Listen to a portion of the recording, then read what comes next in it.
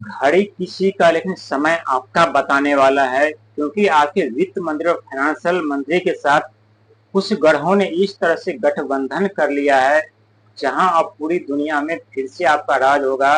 और ये दोस्तों 100% सत्य साबित होगा। जो आपका जीवन थमसा गया था, जो आगे बढ़ना चाहिए था, वो दिन प्रतिदिन आप पीछे जा रहे थे। जो संकट समस्या से निकलना चाहिए था, वहीं आप संकट समस्या के दलदल में फंसते हुए नजर आ रहे थे।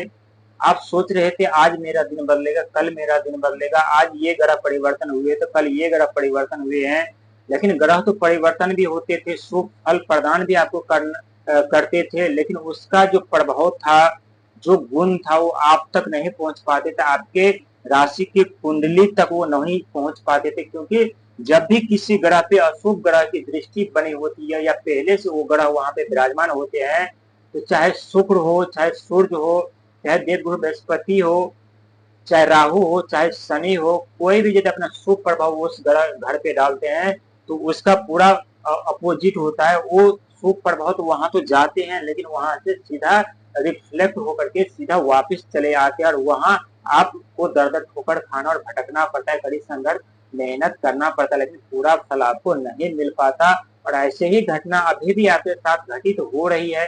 आप दिन प्रतिदिन मेहनत प्रयास भी कर रहे हैं, लेकिन सफलता नहीं मिल रही थी।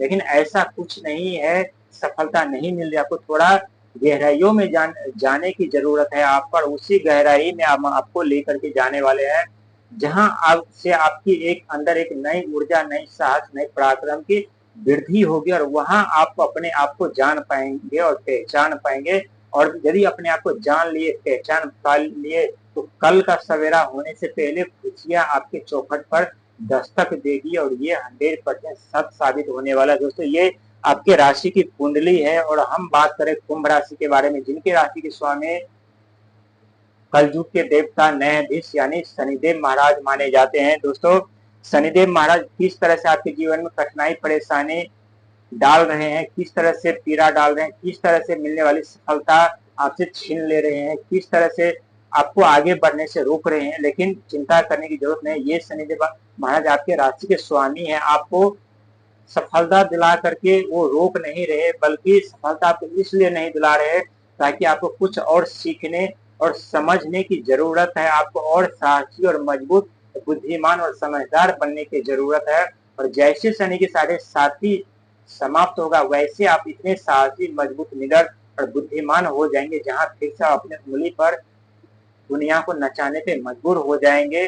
जो एक वक्त ऐसा था जहां आप दुनिया के इशारों पे नाचते थे, कोई कुछ बोल दिया, फटाक से उसके बातों में आप आ जाते थे, उनका भलाई कर देते, उससे जो जो बोला हर किसी का आप कार्य कर देते थे। लेकिन जब आपका समय खराब हुआ, जब आपके जीवन में दुखों का तांडव हुआ, जब आपके जीवन से सुख सुविधा समाप्त हो गए, तो वो दिन आप याद करिए, कोई आपके साथ खड़ा था? यदि हाँ या ना तो कमेंट से जरूर बताइएगा।